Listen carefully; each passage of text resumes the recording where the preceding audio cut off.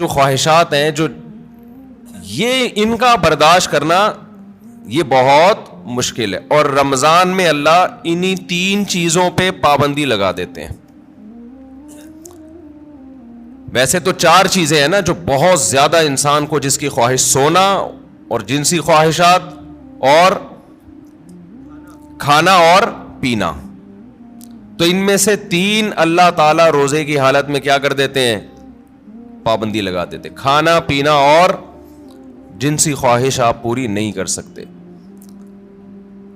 سونے پر اللہ پابندی نہیں لگاتے, یہ اللہ کی رحمت ہے. اللہ چاہتے تو رمضان میں سونے پر بھی پابندی لگا دیتے, لیکن ما جعل علیکم فی الدین من حرج, قرآن کہتا ہے ہم نے دین میں تنگی نہیں رکھی. ایسا دین بنایا جو ہر دور میں ہر انسان کے لیے سوٹیبل ہو, اس کے لیے اس پر عمل کرنا ممکن. نیند کا سیٹ اپ اس میں زیادہ پریشانی ہو جاتی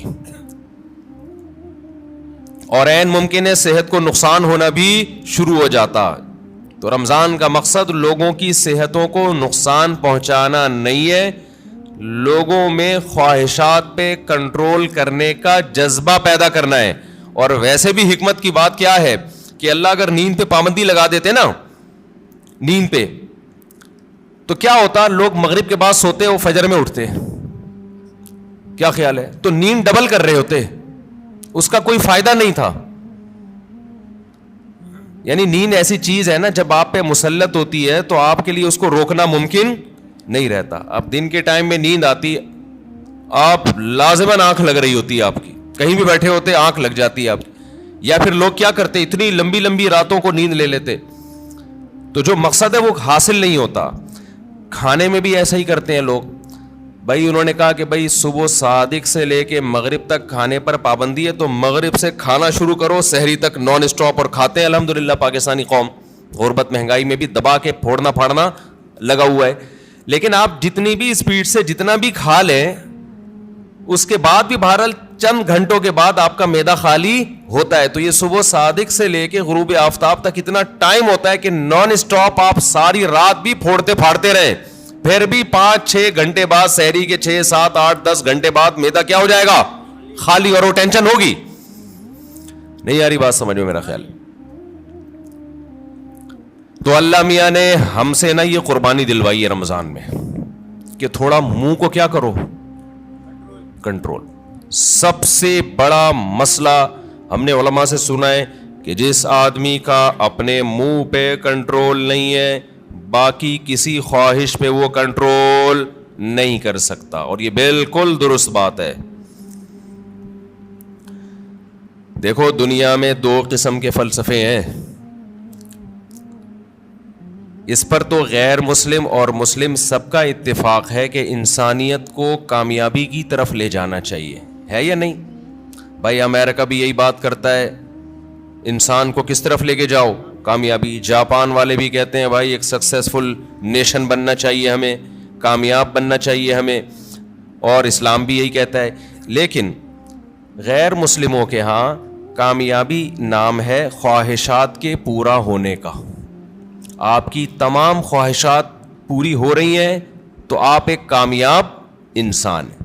سمجھتے ہو کہ نہیں سمجھتے ہو؟ اگر آپ کی ہر خواہش پوری ہو رہی ہے تو آپ کیا ہیں, کامیاب. لیکن اسلام کیا کرتا ہے, آپ کی جگہ جگہ خواہشات پہ پابندیاں لگا رہا ہوتا ہے. جگہ جگہ آپ کی خواہشات پہ کیا لگاتا ہے, پابندیاں. یہ نہیں کرنا, یہ نہیں کرنا, یہ لیگل ہے, یہ انلیگل ہے. بہت ساری اور بڑی خطرناک قسم کی پابندیاں بھی لگا دیتا ہے اسلام, جس کا غیر مسلم تصور ہی نہیں کر سکتے کہ ان سے بچیں ہم. آپ اپنی مرضی سے سو سکتے ہو اسلام میں, عشاء سے پہلے سو سکتے ہو. بولو نا, یوں کر دیا کرو, تھوڑا پتہ تو چلے. نہیں سو سکتے. فجر سے پہلے اٹھنا ضروری ہے یا نہیں ہے؟ اب ایک آدمی کہہ رہا ہے یار میں سو رہا ہوں لمبا, بس 11 بجے اٹھوں گا. نہیں بھائی, آپ کو اسلام پابندی لگائے گا کہ آپ کو اپنی مرضی سے سونے کی اجازت نہیں, اٹھنا پڑے گا.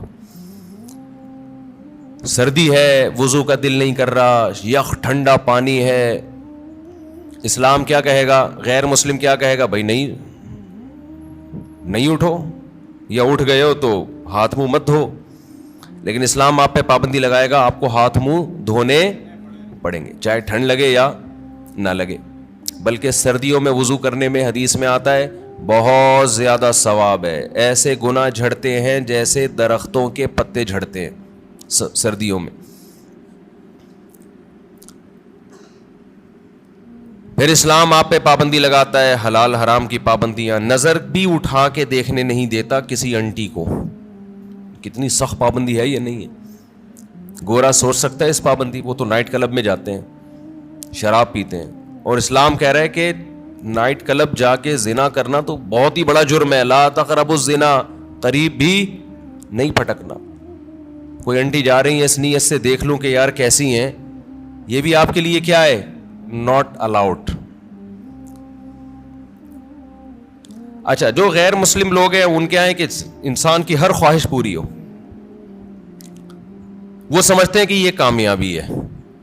حقیقت پتہ ہے کیا ہے, جس کی ہر خواہش پوری ہوتی ہے وہ ڈپریشن کا مریض بنتا ہے. یہ بات خوب اچھی طرح کھوپڑی میں بٹھا لو. جس کی ہر خواہش پوری ہوگی وہ کیا ہوگا, وہ اسٹریس اور ڈپریشن میں جائے گا. وجہ اس کی ہے کہ آپ کی ہر خواہش پوری ہو سکتی نہیں ہے. اگر ہو رہی ہے نا تو اس کا نتیجہ نکلے گا کہ آپ میں خواہشات پہ کنٹرول کرنے کی طاقت ختم.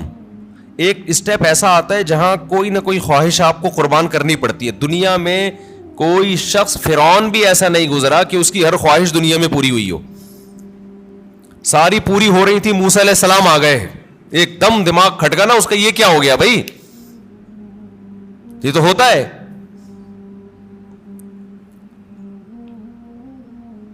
جتنی بھی آپ کے اندر خواہشات ہیں نا, پوری کرتے رہیں, کہیں نہ کہیں آ کے قدرت کی طرف سے بیریئر کھڑے ہو جاتے ہیں آپ کی راہ میں, اور آپ خواہشات پوری کرتے کرتے یوز ٹو ہو جائے گا.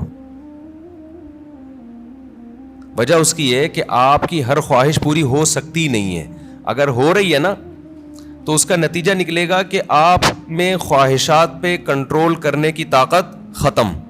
ایک اسٹیپ ایسا آتا ہے جہاں کوئی نہ کوئی خواہش آپ کو قربان کرنی پڑتی ہے. دنیا میں کوئی شخص, فرعون بھی ایسا نہیں گزرا کہ اس کی ہر خواہش دنیا میں پوری ہوئی ہو.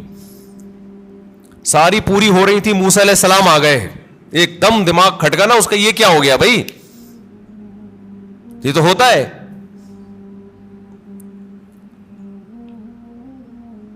جتنی بھی آپ کے اندر خواہشات ہیں نا, پوری کرتے رہیں, کہیں نہ کہیں آ کے قدرت کی طرف سے بیریئر کھڑے ہو جاتے ہیں آپ کی راہ میں, اور آپ خواہشات پوری کرتے کرتے یوز ٹو